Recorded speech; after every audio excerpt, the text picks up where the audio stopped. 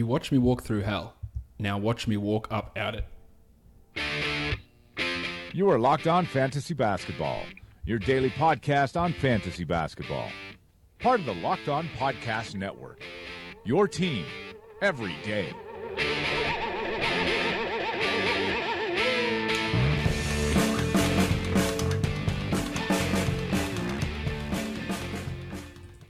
Hello and welcome to the Locked On Fantasy Basketball podcast, brought to you by Basketball Monster. My name is Josh Lloyd, and as always, you can find me on Twitter at redrock_bball.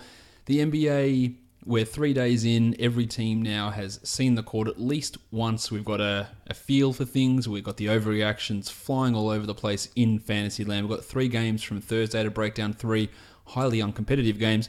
And we have got a full 10-game slate for Friday to preview. So let's get to it. Let's get to it. Indeed, that is always a really, really good option. We will start with, of course, the monstrous line of the night. And it goes to Blakey Griffin of the Los Angeles Clippers, who dropped in 29 points. He also had 12 rebounds. I guess the more surprising part of that line is not the 29 points, it's not the 12 rebounds. It's the fact that he drilled 3 triples and the fact that he also had 2 steals. He added 3 assists to that. He was 12 of 23 from the field, and he was 2 of 2 from the line. I've said this many times throughout the preseason that he does have top 20 upside for this season. The injury risk is a real thing, but his ability to take big steps forward without Chris Paul around, it was always something that had a chance of happening. I thought he was a strong third-round guy. If you got him in the fourth, even better. And got a real chance to step forward, and he started things out on the right foot. Now, we do have to remember that we're talking about a matchup against the Lakers, who that over-under of 33.5 just looks bafflingly high. They were horrendous in this game, but not the worst team on the night, I didn't think. With Griffin, he just puts up numbers, and he's going to continue to do that through the majority of this season. The waiver wire line of the night goes to CJ Miles of the Toronto Raptors. Miles dropped in 22 points, including 6 triples. He had 5 rebounds, no assists, no steals, and no blocks. 7 of 12 from the field and 2 of 2 from the line. He got really red hot in this one. Norm Powell got the start over him. Now, Miles didn't play huge amounts of minutes. He just got really hot with his threes, and this is something we've seen CJ Miles do so many times. He can get really, really hot and really streaky. He could hit 15 threes in a week, and then he could go 2 weeks where he hits 3 combined threes. He is not a must-add sort of a player. He's a streaming sort of a player, so a great stream option for today. You needed those threes. He normally gets you some steals as well. A decent point source off the bench. He can do all those sort of things, but in terms of his consistent value, a guy like Terry Ross in Orlando provides a similar sort of skill set, a similar statistical line than CJ Miles, but is probably a better long-term option. Norm Powell only played 25 minutes, and people will look at that and go, yeah, what's happening there, minute split. I think it was more a fact that the game was an absolute blowout, and Norm just didn't play. He had 25 minutes about halfway through the third quarter, and then didn't play really down the end, and that's totally fine, as the Raptors got a better look at their bench unit. I'm not worried really about Norm. I think that he should be owned in all 12-team leagues, definitely ahead of CJ, but CJ does have that fantastic stream ability for that 3-point shooting in particular, and a really big night from him in a blowout against the Chicago Bulls. The young gun of the night goes to one of those Chicago Bulls, Lauri Markkanen, who in his first NBA game had 17 points, including 2 triples. He had 8 rebounds, he blocked a shot, and he was 5 of 12 from the field and 5 of 6 from the free throw line. We know that Nikola Mirotic is not back for a couple of months. We know that Bob Portis is suspended for a pitiful 7 more games. Markkanen is going to get those minutes. He played 34 minutes in this one. He should be owned in all leagues at this point. If he's not, have a look, see who you can move to grab him, but he should be owned.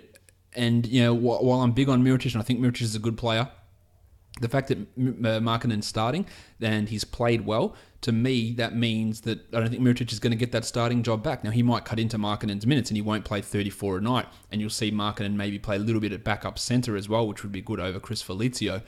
But I think you might find it hard for Mirotic to get to the 25 minutes. Maybe he's only a 23-minute-a-game guy, and Markkanen plays a lot of 4 and a lot of 5 for this team and hovers around that 30-minute mark for big chunks of this season. That's the way I'll be looking at it. So you should be going and grabbing Lauri now as a pretty comfortable, I would say, top 120 guy, really comfortable top 120 guy, and a really decent chance of being a top 100, top 80 player for this season. So he is your young gun of the night. The dud of the night goes to Timmy Hardaway Jr. of the New York Knicks. 8 points, including 2 triples, only the 1 assist, 0 rebounds. He went full Nick Young. 0 steals, 0 blocks, 3 of 10 from the field, and no attempts at the free throw line. There's a couple of things here. This game was a disgusting blowout. We saw that. So his minutes were limited for that reason. He also had Andre Robertson guarding him a lot of the time. A lot of people, oh man, I drafted Tim Hardaway. Oh, I'm pissed. Yeah, it's bad. Yeah, it's a bad game. It was a shit matchup, and these things happen with these guys. Hardaway was really good down the stretch for the Hawks last season. He will be better than this. He will get more assists. He's not going to be a high rebound guy, but he will score more. He will take more shot attempts. He'll hit more of them, and he'll be fine for that sort of late round, decent assist, points, 3-point sort of a player, which is what he is. I wouldn't be too overly concerned about Timmy Hardaway, based on this game. Of course, it's not great to see a guy that you spent maybe an 8th round pick on, maybe you went 9th, whatever way you went on it. It's not great to see this sort of an immediate return out of a guy that you did invest a decent pick on. But it's definitely not the end of the world to see him do that. And he only played the 29 minutes. I think you can expect 4 or 5, maybe 6 extra minutes per game. But who knows? When literally I was going to say the worst coach in the NBA, but Earl Watson's just tapping me on the shoulder, going, mate, don't forget about me. The top 2 worst coach in the NBA is coaching you. Lots of dumb shit can happen quite often with these guys. But Hardaway is going to be better than this. He will shoot better. He will contribute more with the assists. He'll get some steals. He'll get his points up. No need to panic. But if he gets dropped, I'm all over it. I would go and add him, and I feel pretty good about him ending this season. That's the word I'm looking for. Ending this season as a top 100 talent. Let's move on and break down these games now in that bit of extra detail that I do enjoy doing on this show. The first game was the Chicago Bulls and the Toronto Raptors. Hello, darkness, my old friend. I've come to talk with you again. Yes, the Chicago Bulls that scored. Did they even get over 5 points in that second quarter? They were absolutely putrid. They ended up only losing by 16 points, but actually, so it was adjusted to 17 points. A 3 was dropped down to a 2. But man, they just looked disgusting. The offense is all over the place. Justin Holiday was just jacking shots. Robin Lopez just turning into Brook Lopez pretty much and taking as many shots as he could. It was just disgusting. Once again, the shittest coaches are the ones that tell the most lies in what they say. Oh, Ryan Archidakano, he's going to be our backup point guard. Yeah, 5 minutes in, and then he was done. Like, he played in the first quarter, and that was it. Then Kay Felder replaced him as the backup point guard, and that's fair enough. Yeah, Felder's probably a better player, but just don't go and pronounce such bullshit when you're going to give up on it literally after a quarter. Hoiberg has no ability to stick with anything that he does. Is he married? He probably is, but how he managed to stick with his misses for more than a day is an absolute mind-blowing surprise, because he can't stick with one single thing. And I'm not saying that Archie Giacono should have stayed in there because he was killing it, but don't go out and say things one day and then literally 5 minutes and go, you know what? Nah, everything that I've thought for the preseason is completely wrong. I've been thinking this and I've been saying it, but give me 5 minutes and I'm done. Like, have some conviction. And this is the bullshit that Hoiberg did with Mirotic last season, and just anything, the chopping and changing with Grant and with Carter Williams and with Payne and whoever. Oh, you're the starter? Nah, actually now you're the third string point guard. Just that constant, have some courage in your conviction. And he just appears like a guy that has no courage in his conviction anyway. Another guy that's tapping me on the left shoulder this time saying, mate, don't forget about me when you're talking about worst coach in the NBA. But let's look at the individual performances. Lopez, 18 and 8 with a steal, tons of shots, jacking long 2s, even attempted a 3. He's going to have some decent value until he gets traded or value minimized by the return of Mirotic, who then forces Markkanen to play a little bit more at center. But he should be owned if he's not. Justin Holiday also should be 15, 4 and 2. 4 triples, a steal and a block, but just out of control with the shooting. He attempted 12 threes. That is a shit ton out of his 16 shots. He didn't hit many shots in total. He only hit 5 field goals for the day, and only one of those was a 2-pointer. But there's value in him. I spoke about Markkanen already. Jaren Grant played 27 as a starting point guard, and you would have hoped with literally no other point guard of any NBA caliber on the roster that he would have played a little bit more than that. Only 27, 7, 2, and 7 with 2 steals, though, is still enough to have decent value, at least until Chrissy Dunn returns. Dunn is going to have that chance to take the starting job back, but he is not good. Neither is Grant, so it's going to be a roller coaster all season, but Grant has that short-term value. And I was really impressed with Denzel Valentine. 12 points, 4 triples in 26 minutes. He didn't do anything else, but he can handle the ball a bit. Probably more a 14-team league guy, but does have some 12-team value. Paulie Zipser, who the Raptors announcers called Powell Zipser. And I feel like I'm going to get into a rant about announcers today because they were absolutely just horrifically bad. And how these dickheads like Stacey King continue to have a job announcing the NBA when pretty much every person in the entire NBA or entire United States would be killing for that job, when they just make constant incorrect pronouncements all the time without any skerrick of research is just phenomenal to me. Chris Felicio had a potential jump shot at the foul line at one point, kicked it out to Denzel Valentine for an open corner three, and Stacey King's got, nah, you can't throw that pass out there, you've got to take that shot. Or how about you throw it to the best shot in the game, which is a wide open corner three, to a guy who can shoot rather than a plotting Brazilian who doesn't have a jump shot. Either or. Quincy Pondexter, the man who was almost literally dead, is back in action. Also, shout out to Stacey King for calling him Poindexter. You might want to learn a bloke's name. Maybe. Just maybe if that's your job. You might want to have some sort of inkling of knowing that. 12 minutes for Pondexter. 8-2 with a pair of steals. He looked so slow, and that's fair enough. He hasn't played in so long, but he just looked completely out of shape. I imagine he won't be in the rotation most nights. While Kay Felder dished 6 assists and 6 points in that 16 minutes. Deeper leagues, 30s, 20s. You grab him for this short term, but he looked okay out there. He was one of those guys who translated really well coming out of college, but obviously never got that opportunity playing for the Cleveland Cavaliers. For the Raptors, how's my boy Jonas Valanciunas? 31 minutes, 23 and 15, 2 steals. I don't know how long I've been saying this. Pretty much as long as this podcast has been on the air, I've been saying this, that if he has 30 minutes a game, he is a top 40 player. Unfortunately, Dwayne Casey either doesn't listen to this podcast or doesn't want to do what I tell him to do, because it has never happened. Maybe I'll make a bold pronouncement. Jonas Valanciunas is better than Serge Ibaka. Is that bold? Is that a hot take? I don't know. But Ibaka has looked terrible since the playoffs. He looked terrible in the preseason, and he didn't look good in this one. They continually went with Ibaka at center last season, and it limited Valanciunas once he arrived to like 24 minutes a night. But they went with Valanciunas down the stretch here at center. Not that they needed to, because it wasn't a crunch time sort of situation, but that's massive from Jonas. So really, let's hope he can keep this up, because the top 50 season beckons if he plays 28 minutes a night. It is a big stretch at this point, but it'll be interesting to see how Casey handles that. As for Ibaka, 8-4 with a pair of threes and a pair of steals. So not a complete write-off, but I don't know. He just doesn't look right at all. Kyle Lowry, 12-4-9 in 31 minutes. You might be a little bit disappointed with him and DeMar, who had 11-6-5, but they didn't need to exert themselves. I think they scored 3 points in the first half between them, or at least a big chunk of that first half, because the other players were just killing it, including Valanciunas and Norm and CJ. So decent numbers. Impressive that DeRozan had 5 assists and he was actually passing the ball to Valanciunas, and that actually might make this Raptors team more diverse on offense, which is something they need.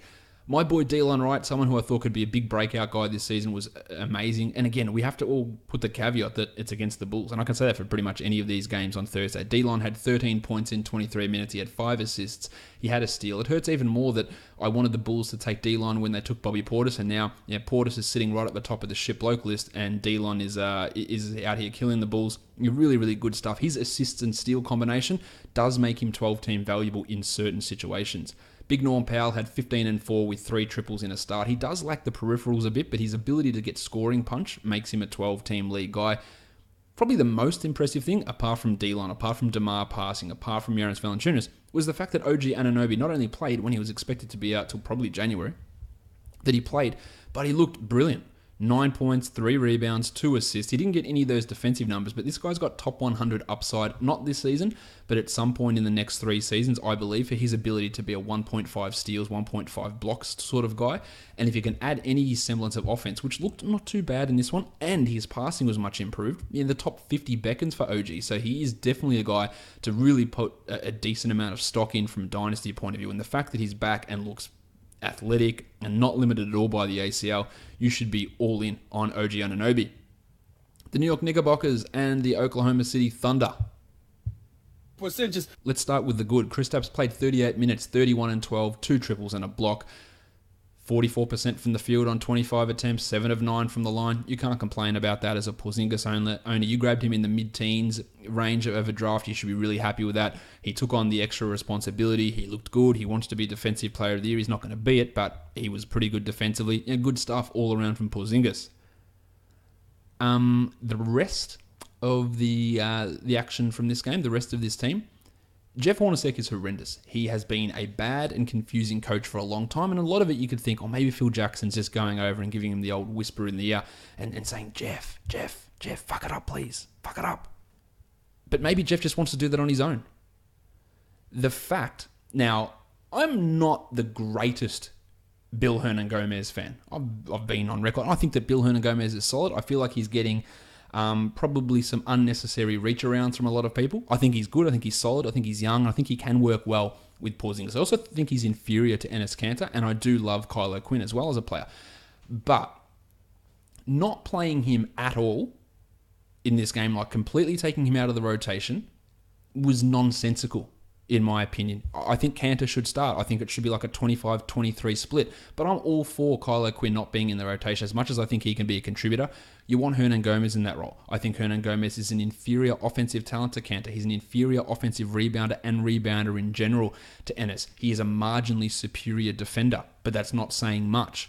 But the fact that Hornacek can come out and tell Hernan-Gomez that he's out of the rotation, and then the reason being because of defense, it makes no sense whatsoever, because we know what Kanter's like defensively. Now, this was always going to be the concern, and it's going to get worse when Joakim Noah comes back. It's going to get worse for these guys.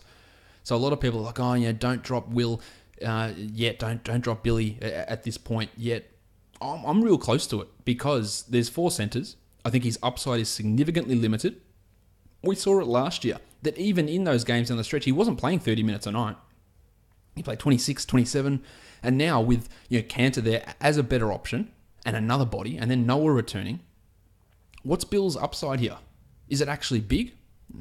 Look, I would drop probably Gorgie Jeng ahead of Bill, even though I'm a huge Jeng fan. It's all about situation. This situation looks terrible. And I imagine for the short term that Hernan-Gomez is going to be out of the rotation at least for the next week, maybe the next 2. Nothing is set in stone, according to Hornacek, including his job security. But I still think he's not going to come out and go, oh, well, next game, old cock, you're out, and Bill, you're in. Although any centre that would have a good game for the Knicks last year, the next game they were out of the rotation. So that is why that constant back and forth bullshit, especially now that he's got 4 options and his best centre plays power forward, that gives me a real degree of pause here. So if there is a hot free agent out there, if Lauri Markkanen is around, if Larry Nance is around, I'd consider it. I don't know if I'd do it 100%, but I don't think Hernan-Gomez's upside is all that high where I have to go, you know what, I'm really going to drop a top 50 upside here. Maybe as soon as Kanter was traded, I was like, no, I'm done on Will. Now, I drafted him in a couple of leagues and I was pissed with it. But I had this feeling this is what was going to go down, and here we are. Doug McDermott surprised everyone by having 4 assists and 3 rebounds. He had 4 points in his 24 minutes, but we're talking about him as a deep league guy. And the other great move from Big Jeff Hornacek, I've got to drop this one in. My name is Jeff. Frank Ntilikina, lottery pick that was selected ahead of not only Donovan Mitchell or Zach Collins or maybe Donovan Mitchell, but of course the big one, Big Dennis Smith Jr. You've got to have Frank. You've got to have him as your third point guard. When you've got the opportunity to start Ramon Sessions and Rugged Ronnie Baker, have them got those 2 guys ahead of Frank, I think you've got to take every opportunity to make sure you do that. Ntilikina, for his part, looked not good. He came in, he took 2 shots, he airballed them both. He only played 8 minutes, including some junk time at the end. But what is Ron Baker doing for anybody's anything? What's the point? Seriously, look, what is the point? Baker played 23 minutes and had 6, 2, and 4 and had 3 rugged and gritty steals, as he is wont to do. But if you're not going to develop him as a backup point guard to give him the starting job this year, then what are you doing? What are you doing with your life, Hornacek? It just is bullshit. Sessions played only 21 minutes. He had 3 and 2 with the 1-1. Yeah, you don't want him in a 12. You don't want Frank in a 12. You clearly don't want Rugged in the 12, even though he did play the majority of those minutes. Courtney Lee had 9 and 2 with 3 assists. That's just what he is. He's a 14-team low upside guy that maybe even is a 16-team guy, even though he started. Mick Beasley sprained his ankle 30 seconds into his tenure as a Knick. He hit a jumper, 100% from the field. No structural damage, but he's in a walking boot, so I'd imagine that he misses a little bit of time there. For the Thunder, let's go through the big guns. Russell Westbrook had a triple-double, 21, 10, and 16 assists, 1 block, big field goal percentage, huge numbers. I was all for taking him in the top 2 or top 3 of drafts. Yeah, this is why. Paulie George, 28 and 6 with 6 triples, a steal, and a block. Big numbers for him as well. I was all for taking him in the second or start of the third, mainly the second round. And Melo was also good. 22 points with 3 triples, 2 steals, 2 blocks for Carmelo, and provided some decent value in that 50 to 60 range. Steven Adams, 12 and 5 with 5 steals and 3 blocks. Perfect 5 from 5 from the field. Now, one of the detriments of Adams' fantasy game has been the fact that he gets no defensive numbers. So he came out with a combined 8 steals and blocks, which is obviously huge. And it's obviously something that won't be able to continue. But he is going to put up, I think, some more block numbers this season, hopefully, and be a decent option. But I think this could be close to high watermark. But apart from that, this rest of the team is shithouse. There is nothing for Standard League fantasy, guys. Abrines hit a 3, that's cool. Jeremy Grant had 5, 3, and 2 in his 21 minutes, but we're talking 16-team league, guys. Everything is going to be concentrated in PG, Russ, and Mallow, with Adams getting the junk after that. Pat Patterson played just 7 minutes as he returns from his knee injury. Nothing too much to be concerned about there, but everyone else, there's just nothing to really look at from a fantasy point of view from those other Thunder players. The last game of the night was the Los Angeles Lakers. They hosted the Los Angeles Clippers in the same building, of course. We talked about Blake Griffin. DeAndre Jordan played 32 minutes and grabbed 24 rebounds. He had 14 points and he was totally fine. Didn't have his 70% from the field, but was a perfect 4 of 4 from the line. So now we've had DeAndre Jordan and Andre Drummond combined to go 6 of 6 from the free throw line. And I might even throw Clint Capella in there because I believe he went 2 of 2 as well. So 3 of the biggest free throw anchors perfect from the free throw line in their first game. Of course, that won't continue.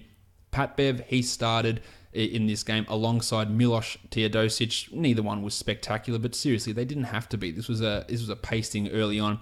Beverly was just right, as Stephen A. Smith would say, he was getting into Lonzo Ball's ass. Giggity. And that's cool. But I love Beverly's feistiness. I love him getting up and really giving it to him. I love it when he does it to anyone. I know some people really dislike Pat Beverly. I love him. I am all for him. Really, really excited to see him play. Yeah, this is what he does. 10 points, 3 boards, 2 triples, and 2 steals. That's solid low-end value, whereas Miloš only had 6 points, but did have 6 assists and had 2 threes. And this brings me to my next point. Chris Webber. This is a broader point about sports media over in the US, in Australia as well. Just because you're an ex-player doesn't mean A, that you know how to articulate yourself, or B, that you've got any bloody idea what you're talking about in any sense at all. Do one skerrick of research. Do one little part of anything. How can these people be so consistently bad at their jobs? Reggie Miller, Charles Barkley, Chris Webber, Mark Jackson. I haven't even heard him yet, but these people are so horrendous. Yeah, a couple of gems from the announcers on this one. Chris Webber, Brook Lopez hit his standard free throw line floater that he does all the time. And Webber said, when you can't hit threes, that's what you got to do. You've got to go. So when you're not able to hit threes, you got to go in and bang in the paint and hit a skyhook. Does he not know that Lopez hit 200 threes last season? Maybe he didn't hit 200, but he hit a lot. I think he hit over 2 a game, so maybe it was 200. Does he not know that? Or even Marv Albert, who's we know that he's good, but when he comes out and says that Miloš Teodosic multiple times is not a good shooter, when Miloš has averaged 39% from 3 for the past 6 seasons over in Europe, it's baffling. And I know that Miloš had a couple of poor shooting nights in pre-season, but doesn't mean he's a bad shooter. 6 games versus 10 years. I'll probably take the 6 games because that's probably the way you want to go. Because small sample sizes, reactionary comments is always the way we get around all this stuff. Miloš, he had those 6 assists. That's valuable in standard leagues. The 2 threes are nice as well, and he'll probably be a little bit better than that. Austin Rivers was his putrid self. 2 points with 2 assists and 2 steals in 26 minutes. And I say putrid from a fantasy sense. He does stuff defensively on the court, which is nice, but he is just not a fantasy guy for 12-team leagues. 1 of 11 from the field. Big Lou Williams, 12, 3, and 6 with 2 steals. He did what he did, and he's a nice 12-team league guy. While the Rooster did struggle, but actually filled up the box score, 11, 5, and 3, a pair of threes, a pair of steals, and a block. While Wes Johnson clearly in the rotation ahead of Sammy Dekker after being excised so that the corpse of Paul Pierce could play last season. Johnson had 9 and 5 with 20 minutes. Watch him as a 1-1 stream option this season because he can get them. He just missed out with getting the block in this game, but a 1-1 in 20 minutes is within the ranges of possibility for Wes this season, and that could have really interesting streamability.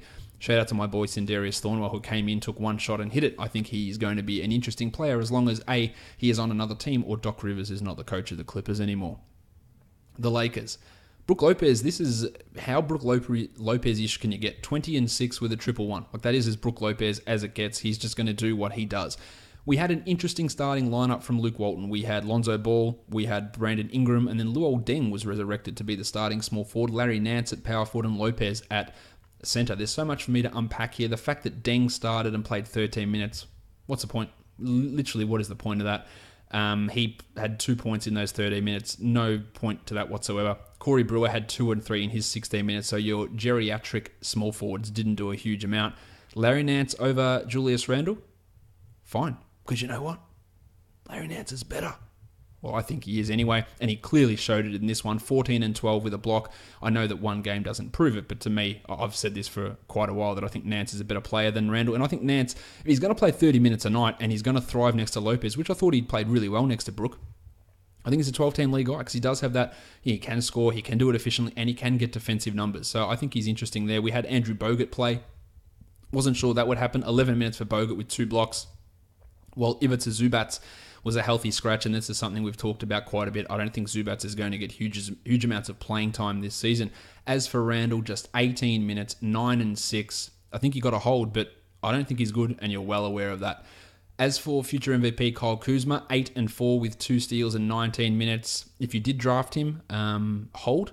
But this is sort of what I was preaching, that he's not going to do what he did in preseason in the regular season. He's just not going to do it, and we saw it here. Now, of course, I would have rather he got those minutes over Luol Deng, but I'm not the coach, and he's not as good as what the preseason may have advertised. Like, those numbers are still okay in 19 minutes, but it is going to be tougher for him to do what he did in preseason. Jordy Clarkson had a nice game, 18 and 2 with a pair of steals and threes in 23 minutes.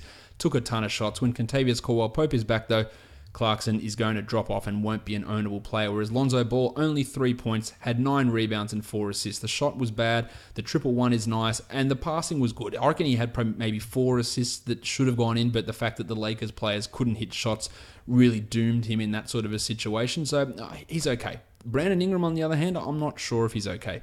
3 of 15 from the field, ends up the line's okay, 12 and 4 with a 0-0. 12, 5 and 4 with a 0-0, but that shooting was horrendous. I don't know, I'm just not convinced that he is good. If I did own him, I would still just hold at the moment, because I'm sure he's going to get the minutes, but I'm just not convinced he's ever going to be a good fantasy player, or b a good NBA player. Luke Walton came out, Tyler Ennis is our backup point guard,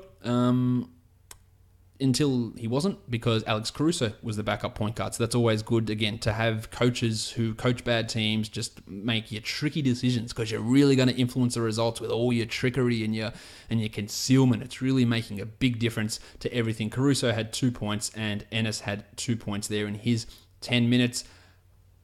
I'm going to say it now. I don't think Luke Walton's a good coach. I know he had a lot of hype coming over from Golden State, didn't lose a game in that time where he was replacing Steve Kerr, but I don't think there's really been much that he's done in his time in LA that's made me go, you know what, good coach. Lots of baffling decisions with things he did. Now, I am happy with the move that he made of putting Nance in. I think that does work, but I'm not convinced that he is. Maybe it's too premature for me to say he's not a good coach. I'm just not convinced that he is a good coach. At this point, there are some baffling and some concerning decisions that he does make with his rotation, especially he did it last year as well. Refused to break up his bench lineup, even though his starters would go in and get down by 20 points in 4 minutes. Got to keep the bench unit together. Yeah, it's because so he can come out in press conference and say, we've got the best bench unit in the league. Only purpose of that, didn't win your games because you were down 20 by the time they came in. That sort of stuff, bugged me a bit, and I'm just not sure that he is a good coach. He's not Hornacek, he's not Hoiberg, he's not Watson, but he's not good yet. We'll leave it at that for Lukey Walton. All right, that covers it for all of the action on Thursday. I'm going to transition ourselves now to talk about DFS, because there are 10 games on Friday, so I'll be back in a sec.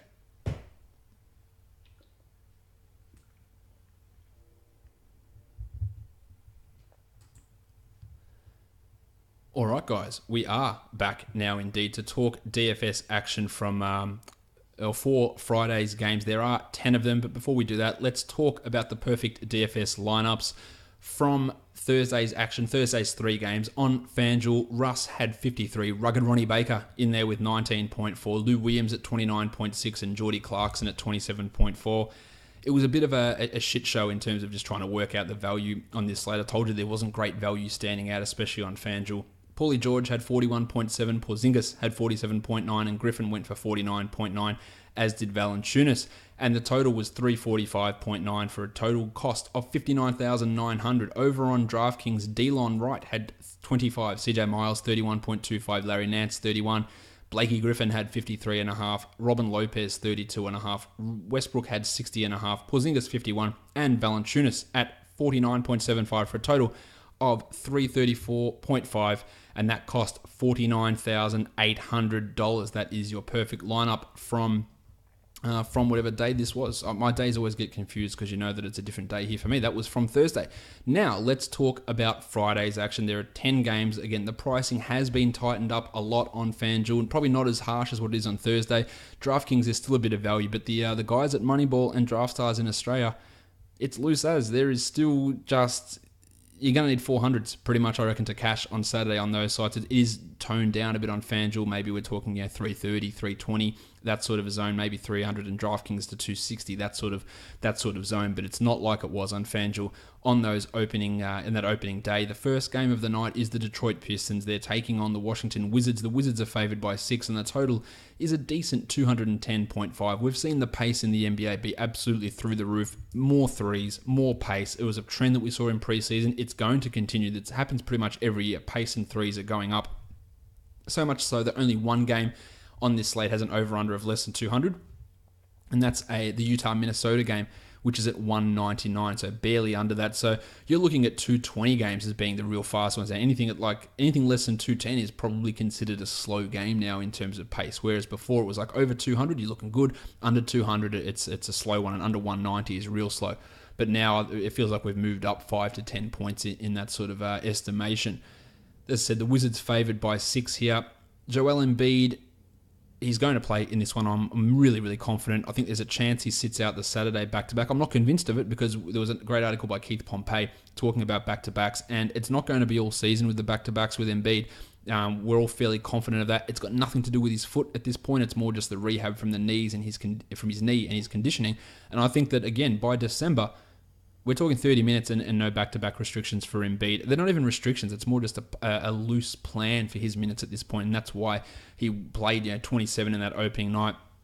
He is going to smash through the top 15 this year. I'm very, very confident with Embiid at this point, but I'm not even sure why I'm talking about Embiid because I'm not even on that game. I just love talking about him. Let's go back to Detroit, Washington. Jason Smith is questionable with that right shoulder that caused him to leave that opening night game. If he is out, then Kelly Oubre gets a significant boost there. I think Oubre will probably play more than Smith anyway, but Smith does have some sneaky value. The good thing is it's the first game of the night, so you will be able to tell if Smith is in or out before games go. If he is out, again, Oubre gets that boost. Let's talk point guards in this one. We start and we finish with Johnny Wall pretty much. 10,500 for John. He had 50 in the first game against the Sixers.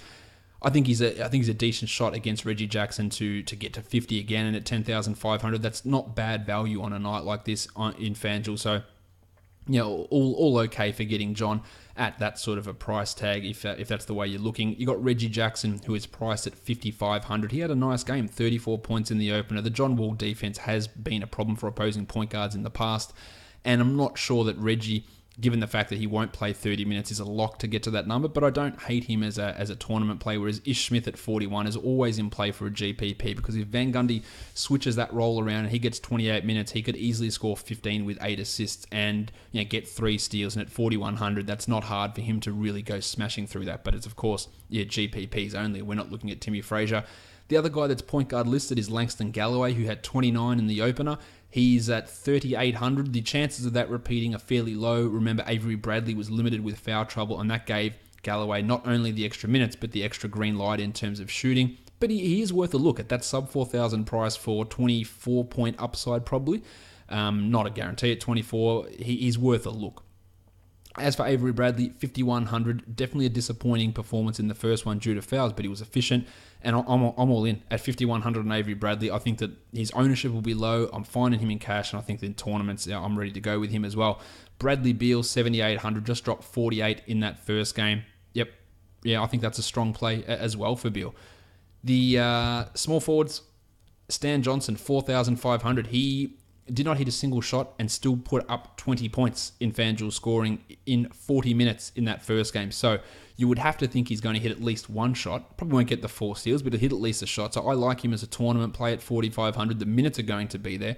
and I feel okay about him having a decent chance, an above 50% chance of breaking through 5x value. Otto Porter at 59, 32 points against Philly.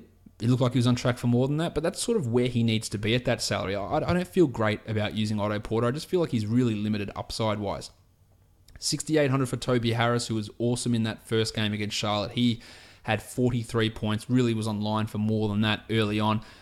I'm not really sure that it's a great bet, especially with the $1,200 price bump that he's suffered, whereas Oubre had 39 in that first game, and that's bumped his salary to $5,300. I'd only really be looking at Oubre if Smith happens to be sidelined. At power forward, Smith at $3,600. If he is in, I feel okay about him at that price, but I don't love it for cash, more of a tournament sort of a guy. And then you've got the tackle box, John Lure at 34. I'll leave that alone. Henry Allenson, who had a pretty good game in the first one at 3,500. He dropped 22 points. There's some tournament-ness there. And Mick Scott, no thanks. At centre, Andre Drummond, 8,500. Almost dropped 40 despite playing only 22 minutes in the opener. Marcin Gortat, I don't think that really changes much in terms of matchup for Drummond, but I'm all there for Drummond to be used. I think he's not the best centre on the board. There's Gobert around, of course. There's other guys out there, but he's not a complete write-off.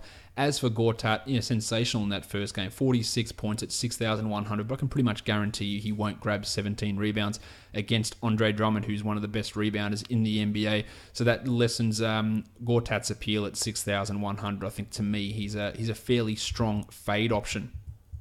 Let's have a look at how this looks over on DraftKings. There's much change in value. I think Stan Johnson's even better on DraftKings at 3,700, as is Drummond at 7,600, as is Wall at 9,800. All those three guys have significant value. I like Beal a lot more at 7,100. Avery Bradley is still fairly strong at 54, as is Kelly Oubre, who didn't get a $2,000 price bump, but a $600 one on DraftKings to put him at 4,400. Reggie Jackson at 54, I'm not really sure the upside there with him, while Ish at 41 in a similar situation to what we talked about over on FanDuel for him there also. Let's get into the next one. It is Boston and Philadelphia, and you heard me talk about Joel Embiid already. The same stuff applies because Joel Embiid is going to play in this game and may or may not play in the Saturday game against the Raptors. He was fantastic in that first one. Jahlil Okafor, he was listed as probable for the opener due to illness, but I think he's just not going to play. He's just not going to be in the rotation. And Jaylen Brown, who is dealing with a wrist problem, I think he's going to be fine to go as well. The Sixers are actually favoured here. Now, the Sixers are favoured by 1.5. The total is 217.5. I know that Boston's lost their first two games and they don't have Gordon Hayward, but this feels like a great spot to either to get on Boston outright and to get on them at plus 1.5. It feels like it feels wrong, doesn't it? It feels wrong to have the Sixers favourite here, so I think that I'd be looking at that pretty considerably. 217.5 the total. Let's look at point guards. Markelle Fultz is at 4,400.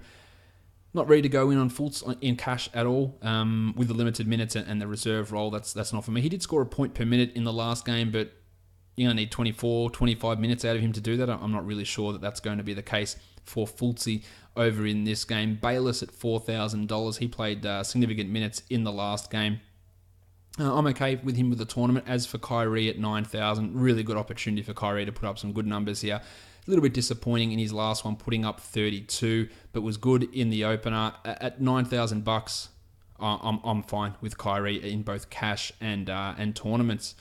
TJ McConnell, the other point guard, not really happening there either, I don't think. Shooting guards, JJ Redick at 4,700. I don't think the upside's really there. I don't think the reliability is there, so that's a no from me. Whereas Marcus Smart is probably getting priced out of it now. 6,600 for Smart. He did have 32 in that last game the Celtics played against the Bucks, but at 6,600, that probably puts him just out of consideration. And Jaylen Brown at 62, probably the same thing. Look, he was better in game 1 versus game 2. But 6,200, it's just taking so much of your upside away, and I'd probably end up fading him at that sort of a salary. Luwawu Cabarrot and Abdul Nader are the shooting guards that probably don't need too much attention, although, I was going to say maybe Luwawu, but no.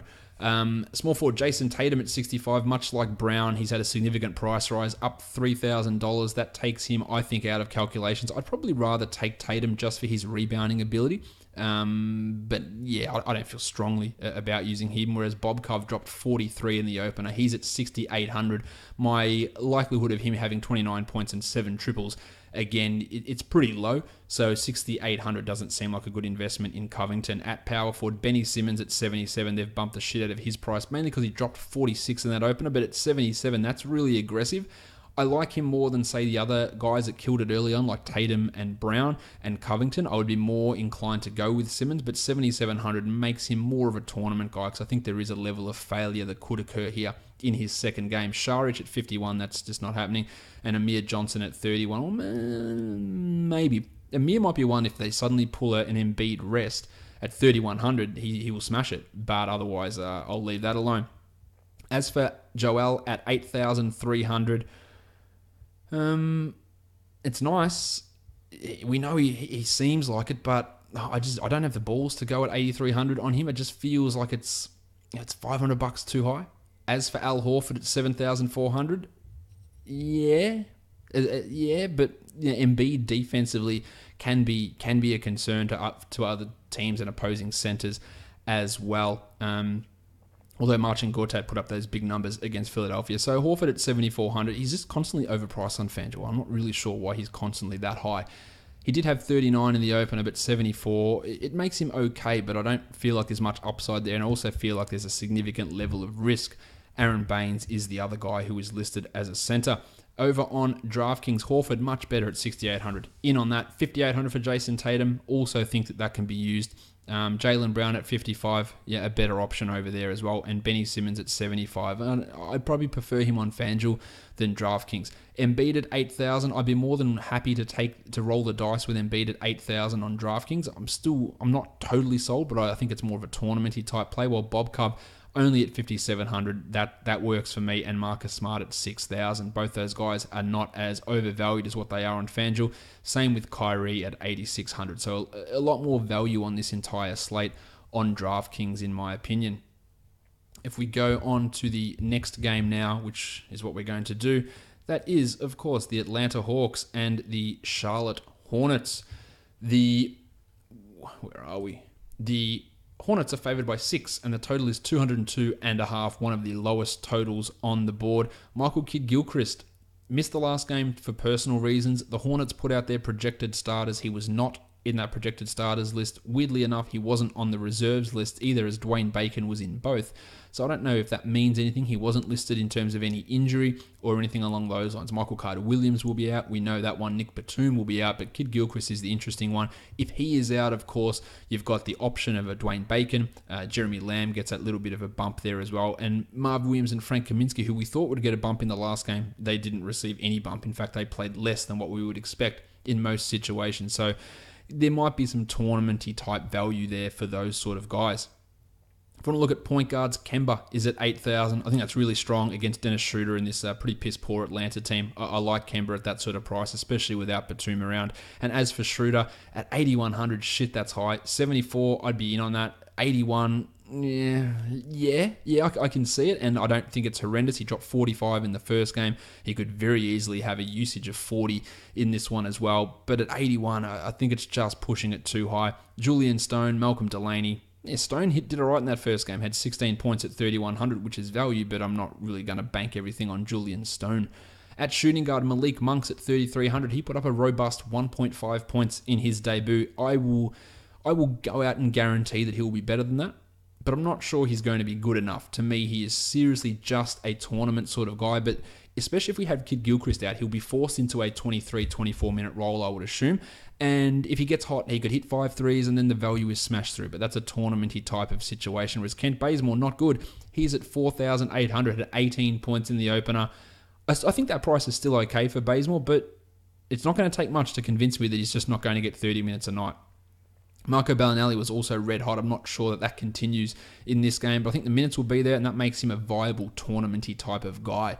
The Baconator, 11 points in 20 minutes at 3,500. If you want to differentiate yourself into a tournament, maybe, but I don't feel strong about it. As for Kidd-Gilchrist at 48, if he plays, I'm in on that. but it appears like he won't. Lamb at 55, that's a significant price rise, and based on what he did in the last game, he wouldn't have beaten that price. He only had 24 points, but I still think he's a pretty good play here, as is Torian Prince at 4,800. So they did adjust Prince's price, but not to the extreme, and he still would have beaten that price at his last game's level of production. So I would take Prince over Lamb in this situation. DeAndre Bembry, nah. Power forward, Frank the Tank, 4,100, only had 12 points against Detroit. He has an opportunity, but it is only a tournament style play. Same with Marv at 5,000, and that's really only if Kid Gilchrist happens to sit. How's Big Johnny Collins? $5,000 dues for him. He had 27 points in the opener. I was cautious on Collins. I know that his fantasy potential is literally through the roof. Well, not literally, figuratively through the roof. But I thought that he'd start the season playing 17 minutes a night, and Ilyasova to get 28. And then as we pushed into December, January, we'd get to 24, and then Collins would take over. It's even already. So that means that I reckon by December, you're getting 28 minutes of John Collins. And 28 minutes of John Collins is top 80 for season long. And it smashes $5,000. He beat $5,000 in his debut. Still not, it's a rookie big man in his second game with an uncertain role. So it's not really one I really love for cash. If he was back at 3,500, I go, yeah, look, let's get our Johnny Collins in there. But for now, it's more of a tournament type situation. Ilyasova, you can forget that. At center, Dwayne Dedman, 5,000. People were disappointed with his opening night performance. I don't know why. He still had 24 points. He blocked 2 shots. He had 8 boards.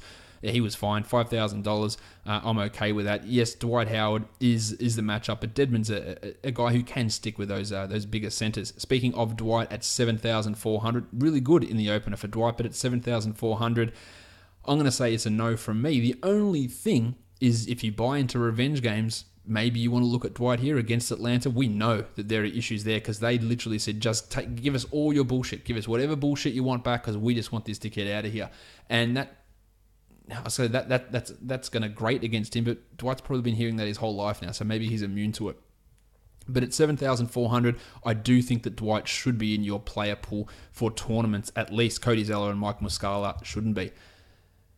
Let's look over on DraftKings and see what we've got here value-wise. Marv Williams at 44, definitely sexier than on FanDuel. Same with Frank at 43, and I love Dwayne Dedman at 4,700 over on DraftKings. Johnny Collins is also priced better, 44, while Kemba at 78 would be a point guard that I'd be feeling very strongly about, same as Dennis Schroeder at 76. I could envisage a situation, maybe a tournament, where those two guys are both in your lineup and it's a point guard back and forward duel and they both come out with 50. I could very easily see that being the case. So I like that as a stack. Like, you don't normally stack low-paced games, but if you want to stack these 2 point guards going head-to-head, I think that would be a pretty decent thing to have a look at. 5,000 for Torian Prince makes him a little bit less appealing than what he is on FanDuel. While Dwight at 6,700, on Dwight at 6,700 on DraftKings. I think there's some value there. And of course, Malik Monk remains that tournamenty type of option, given his ability to hit threes that we've, of course, yet to see in the NBA.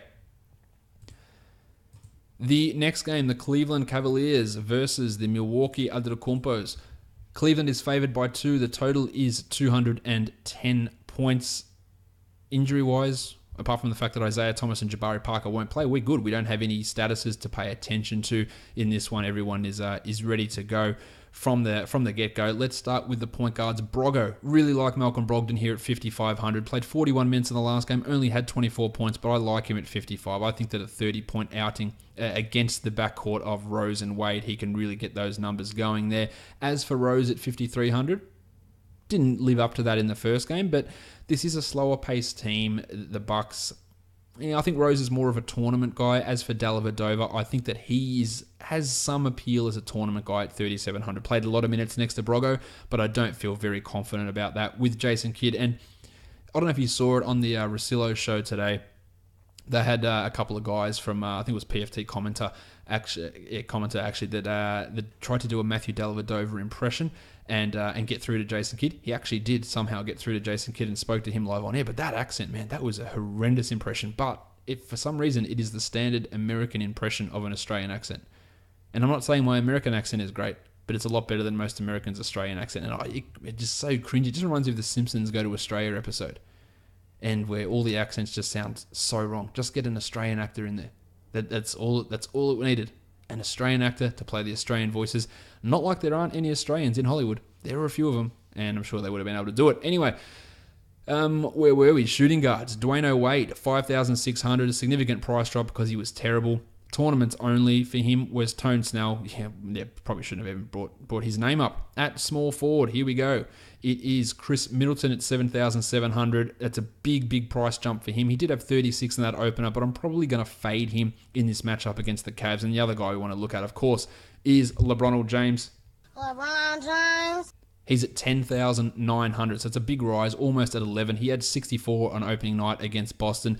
You think LeBron's not going to be pissed and want to go at Yanni as well? I think he will. If you've got that cash around, and there's not as many low-price guys to free up big $11,000 chunks in your lineup on this slate, but LeBron is a decent bet there, but I wouldn't say that he's an absolute lock to build a lineup around. Jeff Green and Mirza Teletovic are also players. At power forward, Yanni's at 11,300. He dropped the casual 61 against the Celtics. The LeBron matchup worries me a little bit for him. That price worries me a little bit as well, so I'm not really all that keen on using Antetokounmpo. If you want to look at Jay Crowder, who's a power forward, he's at 5,300. I'm in on Crowder here. I think that he can get that points to bring that value in. I think that's, even though his salary's gone up, I think that's a good option. At center, Kevin Love at 6,800. They made a big noise. Oh, we're going to get him more touches. Like, no shit. The fact that you didn't allow that Ty Lue is on you. Hopefully you do it here. I'm in on Love as a tournament guy. I think that we're looking at a 40-point upside game here for Kev, but it could also go wrong. And the Milwaukee center situation, Thon McCurr, Greggy Munro, Johnny Henson, who knows what bullshit kid is going to pull, so using any of those guys in cash is a disaster. Henson had a big game in the last one. I think Munro might be the guy you want to look at in a tournament at 4,700, but even then, I'm not sure his upside is high enough to justify it, and Tristan Thompson is not. Let's have a look on DraftKings. Brogdon, yes, 5,000. That doesn't work. $5,000. Daly at 31. Really interesting tournament upside. While Middleton at 64. Jay Crowder at 47 and Kevin Love at 75 are all fairly strong. Yanni at 10,800 and LeBron at 10,500. Obviously, the pricing is a little bit better on DraftKings. We're taking into account the salary cap, but I like the situation for both of those guys there, especially James at 10,500, who dropped that casual 67 in the first game. Rose and Wade at 5,000 and 4,900 respectively. They do have a level of tournament appeal, but it's a pretty low level. All right, let's move on to the next one. We're going to talk Portland. We're going to talk Indiana. Out of a couple of big injuries that they're not big injuries, but injuries that came out of nowhere today that I wasn't expecting given what we saw in those games. And one of them is the fact that Miles Turner is listed as questionable with a sore neck. Didn't really notice any of that in his first game. I don't think it's a problem, but if he is out, Domantas Sabonis becomes a real interesting DFS target. It's not going to be Al Jefferson, who I don't think he can last 10 minutes on a court. It's going to be Sabonis, who is the backup center. TJ Leaf will get some more minutes. Jefferson will have to play, but it's Sabonis. And Victor Oladipo, man, him and Darren Collison, the usage is going to go through the roof, as is Lance Stevenson. So keep an eye out for that if that does happen to happen. Zachy Collins is probable after dealing with gastroenteritis in his NBA debut. A lot of people, much like Kyle Kuzma, a lot of people were looking to give the old rusty trombone to Caleb Swanigan. And the reports from what I've read is that Zach Collins may already be ahead of him in the rotation. Swanigan in that game without Collins and without Noah Vonleh played only 17 minutes. So, yeah, I think there's a real chance that we see some Collins, but not enough to be an impactful guy for DFS. At point guard, Dame Lillard, 9,500, just dropped 53 against the Suns in about 3/4 worth of action. The Pacers are going at a decent pace, of course they are. So Lillard at 9,500, I think 50 points is clearly within reach for Dame here, whereas Dazza Collison, 5,600, killed it in the first game. Really like him here again. Probably won't be able to do the same level as he did against the Nets going against the Blazers, but yeah, 5,600 is worth it for Daz. Shabazz Napier, yeah, probably not for me. Shooting guards, CJ McCollum is back from his one-game suspension. He is at 7,200. I'm in on him. Happy to use him at that price. Cheaper than Bradley Beal and should give you a similar level of output. So in there, Evan Turner at 44. Nice game in the opener. Only played 25 minutes and had 25 points. So fantasy point per minute is really good value. I'm just not certain with him. I don't think it's a great play. Vic Oladipo, 7,100 in. If Miles Turner's in, as super in as you can possibly get with Oladipo in that case. Looked great in that first game. Put up 43 points in 25 minutes, 25 foul-plagued minutes, so don't think it was an injury or a coaching thing. He just had foul, so he was out there. Other shooting guards, Pat Connaughton, who was awesome in that first game, probably won't do that again, I would guess. Not going to drop a 28-pointer at 3,500, so I reckon you can leave him fairly safely. At small forward, Bojan Bogdanovic at 3,700, the ultimate throw out there as a tournament-type guy. Can get hot. Played 29 minutes and had 11 points in the last one. Could very easily drop 40 in this one. That's just who he is. And if Turner goes, that's more shots for guys like Bogdanovic. And a 7 3-pointer night for him is not out of the question, but you cannot rely upon it. Mo Harkless or Lance Stevenson, they're both at 4,800. Give me Lance every single day. Stevenson had 27 points in the opener. I'm all for him at that sub $5,000 price tag. For the power forwards, Al Farouk Aminu, who was the starter, did do anything offensively but grab some boards. And at 4,900, I don't think there's much upside, but I think there is a level of reliability for cash. It's not fantastic though. While Thaddeus Young at 6,300, I'm in on using Thad at 6,300 again, especially if Miles Turner is out. Sabonis 3,800, 25 points in the opening game. So even in a backup role, he smashed that value.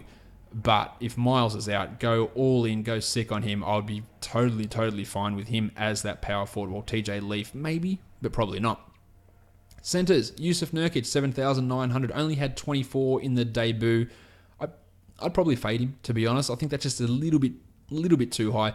Whereas Turner at 8,700 against Nurkic, a big price rise. I'm probably going to be fading him at that sort of a salary as well. Let's swing it over to DraftKings now. Nurkic is at $7,000. Much better price. Totally fine for him to go in on him on DraftKings, I believe. Yeah, Bogdanovic, the same story. Lillard at 93, I like. McCollum at 72. And Miles Turner at 79. Much happier with that than what I was over on FanDuel. Oladipo's at 6,900. Giggity! Yeah, it's not bad. Young at 58. Both of those guys are probably more in the if Turner is out mold, but I wouldn't completely rule them out from the regular sort of situation. Well, Daz Collison at 5,800. I'm okay with using Collison at 5,800. I think he should be in the mix as well. While Lance is at 5,000, and that takes a little bit of his value away by being so highly priced over on DraftKings. Let's have a look at the next game. It is the Orlando Magic and the Brooklyn Nets. Another one of those weird injuries that seem to come out of nowhere. Aaron Gordon is questionable with an ankle injury. I am pretty certain that he plays, and you would want him to play because there is just tons of value by going up against the Nets. The Nets are actually favored by 2 here. We know, actually didn't talk about this. I should have talked about this at the start of the show. Jeremy Lin is out for the season. I did talk about it at length yesterday. I said there is almost no way that Lin won't be out for the season. Turns out that it was right. So, Karis LeVert and Alan Crabb are the guys who get that big bump. But there's no Lin in this game for Brooklyn. And so Aaron Gordon, if he happens to miss, get your asses on to John Isaac. If that's the case, at 4,100, he is going to have a significant boost. He dropped 20 in the opening night in 17 minutes. You would smash the absolute shit out of John Isaac if Aaron Gordon is out, in my opinion. Let's talk point guards. D'Angelo, $8,000. Had 42 in the opener. No Jeremy Lin, but $8,000 is a lot. And it probably takes a lot of the value proposition out of using him, where it introduces a lot more risk of downside. I'd be okay. He could drop a 50, so that makes him a tournament-y type of guy, but my cash reliability is down. 75 for Lord Alfred. The matchup really suits him. He had a casual 38 in that first one against the Pacers as well. I'd feel better about using Alfred in a cash game as opposed to D'Angelo Russell, given their respective prices.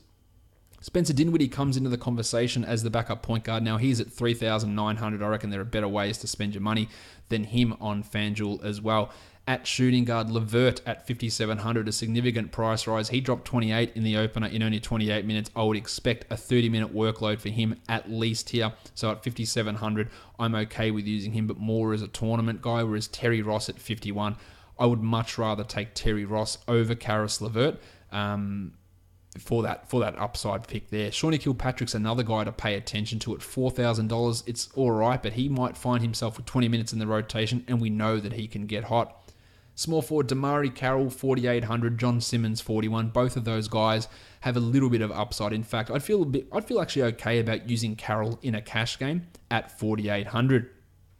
Fournier at 56, really good opening night. I don't think there's much tournament upside, but for cash, I feel decently confident. While the blue swimmer, Alan Crabb, is at 4,600, had a nice opening night, 29 points in 27 minutes. I'd expect 30 minutes again. He hasn't had a history of putting up good numbers at all for Portland, but it's a different situation here. So I'd be okay. I'm not totally sold on a cash game situation for Crabby, but this might be one of them where I do have a look at it. At power forward, Rondé at 5,200, totally in on Rondé at 5,200, and a really solid matchup for him, whereas Gordon at 7,500, which is a significant boost to his price. Dealing with an ankle injury, yeah, I'd probably look more tournamenty. I'm not feeling reliable with him for cash. And as I said, John Isaac at 4,100, just obliterate it if Gordon is out. Absolutely obliterate it. At centre, Tim Mozgov, 35.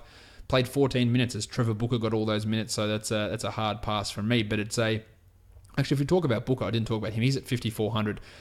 Had a nice game, 20 and 10. Odds of him repeating that, limited. So 5,400, I don't see it. But the guy that I want to just really annihilate here as a centre is Nick Vucevic, 8,400. Had 47 in the opener, and now he goes up against Booker, Mozgov, Zeller, Allen, Quincy Acey. He should absolutely destroy this team. I feel like 40 is pretty much in the bag for Vooch in this situation. Really, really like him in this one here against the Nets. Over on DraftKings, Levert at 44 is much more sexy. Rondé at 54, Trevor Booker at 47. I'm more in on, especially with double bonuses over on DraftKings. Damari at 43 is a good play. Terrence Ross at 43, John Simmons at 4,000. There's a ton of value, and this is a stackable game on DraftKings. I like D'Angelo at 73. Love that, in fact. Nick Vooch at 76. Love that also. I could totally see having a Russell Vucevic, Levert stack in my lineups. Evan Fournier, John Isaac. You would kill John Isaac at 3,700. You would live and die by him, and it could end up going wrong, of course, but that is... I'm super into John Isaac, as you're probably well aware listening to this podcast. You would have heard me talk about him 10, 20 million times at least. Let's move our asses on to the next one. We are talking about the Utah Jazz men. They are taking on the Minnesota Timberwolves. The Wolves are favored by 4.5, and the total is the lowest of the day, and that is 199 points. Raul Neto is questionable with a hamstring injury. I'm not even sure he gets into the game, to be honest. I think they're happy using Don Mitchell there. Alec Burks a bit at point guard. Joe Ingles handles the ball, and they'll use those extra minutes to go to a guy like Epe Udo as the backup center. Let's talk point guards. Ravishing Rick Rubio, 7,600. Had a decent opening night. The fact that we're going up against Minnesota in a low-pace game, you can talk revenge game all you want, but in the end, it doesn't really make that much of a difference. So I think Rubio is a level of fade to me. Jeff Teague at 7,100. My name is Jeff. Obviously wasn't a great debut for him, sitting out the end of the game, but he has had a good record against Utah. I'm in on him as a contrarian, bounce-back, tournament-y type guy. I think that he's a GPP option here, whereas Tyus Jones, who had those 21 points at $3,000, hey, maybe Lightning can strike twice and he gets those minutes down the stretch over Teague, which would be interesting, but that would make him a tournament-only type of a player. At shooting guard, Rocket Rodney Hood, 4,800. And people thought I was joking yesterday when I said that Rodney shit his pants, or was going to shit his pants, and that's why he had to run off the court. This is legitimately what happens to him. He had it happen multiple times, and I have read that it is a stress-related, nerve-based issue where he's out there to start the game and just feels the turtle head poking out and has to run off the court and go to the toilet.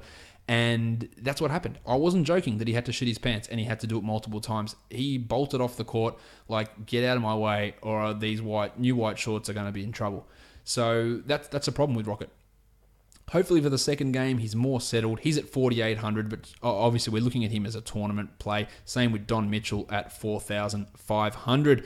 Wigo had a decent game, but weirdly only played 30 minutes, and that's completely un-Tom Thibodeau-like. In fact, Butler and Towns only had 35 minutes apiece as well, which was weird.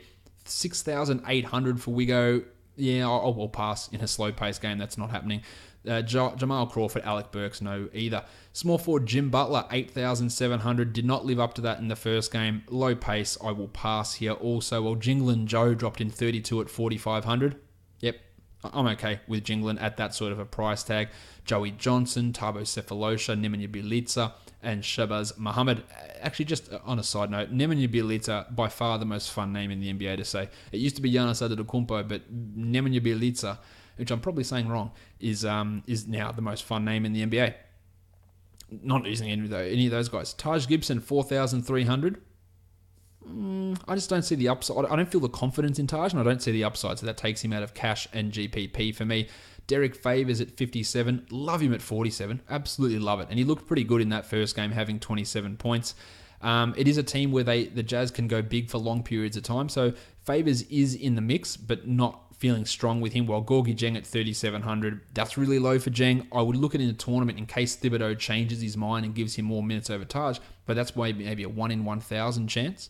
But in a tournament, maybe that's all you need to bring home a big amount, and not many people will be on Jeng in that situation. At centre, Gobert, 8,100. Let's go Rudy. I'm all for him at that sort of a salary, while Townsy's at 10,000. Give me Gobert over Towns. The Gobert defense on Towns, I think, keeps him at more of a 40-point guy rather than a 50-point guy, whereas I think Gobert can really get to 40 here against Towns and his pretty putrid defense. Let's have a look on DraftKings. Jeff Teague, love it. My name is Jeff. 5,600. You have to be all over that. At 5,600, you have to be. I think Townsy at 91 is much better, and I think he's a better player than Gobert at 9,100, and Jim Butler at 77, much more into that as well. Maybe there's some risk mitigation with Jim, but at 77, I'm okay. 4,000 for Don Mitchell, yes. 4,000 for Taj, maybe. Rocket at 5,300, I'd probably pass. Rick Rubio at 71, also probably a pass. Same with Wiggins at 6,300. Alrighty then. We have got 3 more games to go before we wrap this up for today. The Sacramento Kings and the Dallas Mavericks. The Mavericks are favored by 5, and the total is 202.5 points. Devin Harris, unfortunately, and sympathies go out to Devin and his family. His brother was killed in a car accident today, so I think the chances of him playing are fairly limited. That would give more of, not to be insensitive, but that would give more of a bump to guys like Yogi Ferrell and Dorian Finney-Smith and possibly Wes Matthews as well. For the Kings, Bogdan Bogdanovic and Zebo are both listed as questionable. Obviously, if Bogdan is out, Bud Hield gets the bump. If Zebo is out, Skal Labissiere becomes one of your main guys that you want to have a look at in lineups. At point guard, Dennis Smith, they've bumped him up 2,200. Not sure it's enough, to be honest. 6,500 for him. Still a pretty decent play. The value is nowhere near what it was on opening night, but it's still there. While Georgie Hill at 59, I'd probably pass on George at 59. JJ Barea and Yogi Ferrell, 2 guys who do stand to get a little bit of a bump in value if Harris misses. I love Yogi at 4,100. I'd be using him. Barea at 39. I actually think that there's some tournament upside there also, while De'Aaron Fox at 4,500. He had 23 in his debut game as the backup point guard. At 4,500, at 4,000, I'd say yes. At 4,500, I'm just not quite sure that I want to rely upon a backup at that sort of price. At shooting guard, if Bogdan Bogdanovic plays at 3,200, I am all over that as a tournament situation. I thought that he was going to be the starter heading into the season, even perhaps over Bud Hield, but obviously the injury turned that away. At 3,200, I'd be all over him there. Bud at 5,000, like it, but love it if Bogdan is out, if there's 30 points coming from Bud in that situation. Garrett Temple's at 4,000, got a lot of steals in the last game, and that bumped him to 23 points. But his upside is just so limited. I'd consider him a cash play if I need a cheap guy, if Bogdanovic is out, but otherwise it's going to be a no. Wes Matthews, 30 points in the opener, 5,400. Maybe if Devin Harris is out, I look at it. But the fact that he's getting assists now is a real bonus to his FanDuel value. So that's something to pay some attention to. But 5,400, I'm not totally sold. At small forward, at the pencil, Harrison Barnes, 6,300. I think that's a strong fade from me. While Vince Carter, Dorian Finney-Smith, and the Kings' first game starter, Justin Jackson, I don't think that they really warrant being used. At power forward, Dirks at 5,100. Wasn't great in the opening night, but I'm happy to go back to him. I think that getting 25 out of Dirk shouldn't be too much of a stretch. The other power forward, Zebo at 58, way too highly priced, sorry, Zach. And Skal at 4,100. Of course, you're all over Labissiere if Zebo happens to be out. At centre, let's talk about Willie Cauley-Stein, who had 42.5 in the opener, 6,300. The likelihood of him getting to that level again is probably not great, and the price rise is not awesome either. But at 6,300, I think you should have a decent level of confidence in Cauley-Stein, at least getting to 28 or 29 points. Nerlens Noel crushed at 41 points in 20 minutes. That's, for those of you counting along at home, that's more than 2 points per minute. At 6,200, given an uncertain role, I'd be looking tournament only. It just feels too high for Nerlens, despite that big performance. While Costa Koufos, it's a no from me. On DraftKings, love Ferrell at 42, Georgie Hill, Dirk, Heald. The pencil is more valuable over on DraftKings. He is at 57, while Dennis Smith at 66. Yeah, it's okay. It's okay. I don't think he's massively high upside, but he's not too bad at that sort of a price tag. The same things that I said for Garrett Temple, Wes Matthews, and Nerlens Noel hold true over on DraftKings, while Willie Cauley-Stein at 62, probably just a little bit too high on DraftKings, but not without merit, whereas Bogdan Bogdanovic is priced at 45, and that takes away, to me, even his tournament upside. Let's move on to the second last game of the day for Saturday, and that is the Golden State Warriors and the New Orleans Pelicans. The Warriors are favored by 8.5, and the total is a big 222.5. Not the biggest of the day. That goes to Portland, Indiana.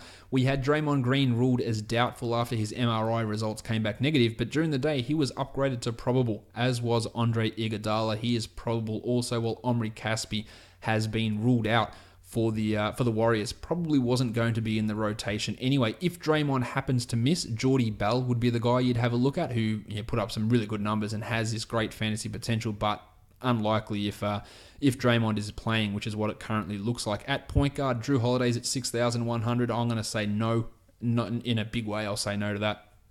Steph's at 9,400. 35 in the opener for Steph.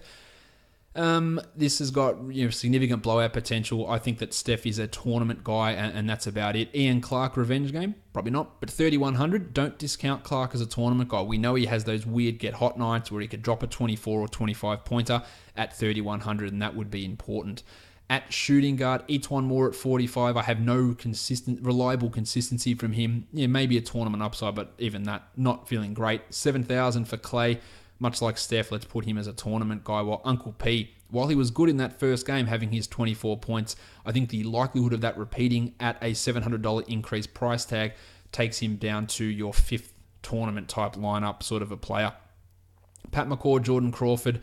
Yeah, McCaw's value is sapped with Iguodala likely back. As for Iguodala, 4,300, I don't feel great about that. Kevin Durant at 96. I feel better about Durant in tournaments than I do for Clay and Curry. For Cash than I do for Clay and Curry, but I'm not totally sold, but I think that he is usable there. Tone Allen, Dante Cunningham, Darius Miller, well, that is just a cornucopia of feces. At power forward, Tone Davis, 10,900, had really good record against the Warriors. He's averaging 63 the last 3 times they've played. I'm okay with him. Probably lean more tournamenty. We know they're going to play him a shit ton of minutes. Same with Boogie, who had 60 in the opener. He's at 11,100. I would probably lean Davis here, the $200 savings, and the fact that he does tend to go a little bit better against the Warriors, but both of these guys are clearly in play. As for Draymond at 8,400, sorry, mate. And center, talked about Boog already. Zaza, JaVale, no. On DraftKings, let's look at Drew at 6,100. A little bit of upside there, but I don't feel great. Etuan Moore a tournament. Boog at 10.4 is really, really good, I think, on DraftKings, while Davis at 10.6 still has value, while Steph at 8.8, I'm there for that on DraftKings. I think that actually has a level of cash value.